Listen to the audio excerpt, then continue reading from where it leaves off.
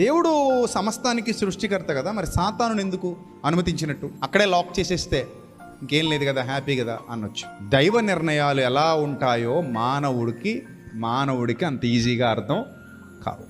గుర్తుపెట్టుకోండి, ఒక్కడే సృష్టికర్త అయితే ఈ సృష్టికర్తలో నుండి చెడు వస్తుందా అని అంటే, సృష్టికర్తలో నుండి చెడు రాదు, కానీ సృష్టికర్త నుండి వచ్చింది చెడుగా మారడానికి ఛాన్స్ ఉంది. అలా మారింది.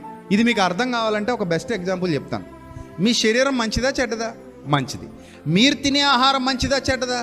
మంచిది. కానీ ఒక వ్యర్థ పదార్థం, మనం తీసుకున్న పవిత్రమైన ఆహారం శుద్ధీకరించబడిన తర్వాత ఈ శరీరం విసర్జించేటువంటి వ్యర్థ పదార్థం ఏదైతే బయటకు వస్తుందో, అలాగే దేవుని సృష్టిలో భాగమైన